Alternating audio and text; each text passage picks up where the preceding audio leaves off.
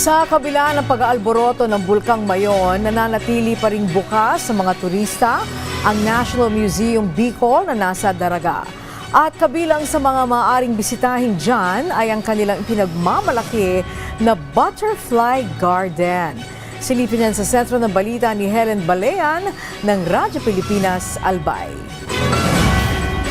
Sa kabila ng patuloy na aktibidad ng Bulkang Mayon, nananatiling bukas ang ilang tourist spot sa Albay, kabilang ang National Museum of the Philippines Bicol sa bayan ng Daraga. Bahagi kasi ng outdoor exhibition ng museo ang isang butterfly garden na tanging sa National Museum of the Philippines Bicol lamang matatagpuan.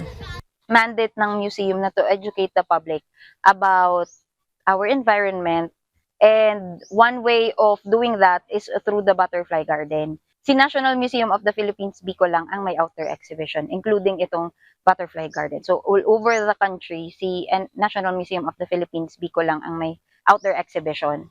Sa loob ng butterfly garden, tinuruan ng ilang kabataan sa tamang pagkolekta ng mga itlog, pagkuha ng pupa o chrysalis, pagpapakain at pagpapalaya ng humigit kumulang 50 bagong paru-paro. Si John Vincent Armenta, na unang beses nakapunta sa museo, sinabing naging makabuluhan at puno ng bagong kaalaman ang kanyang karanasan sa aktibidad. Sa pausahan po, maganda kasi madami kang malalaman about sa mga nature, sa itlog ng butterfly na ngayon ko lang din nalaman na ganito pala yung itlog ng butterfly na maliliit, kulay yellow. Tapos sa mga activity na ginagawa nila, mas lalo sa mga bata nakakatulong.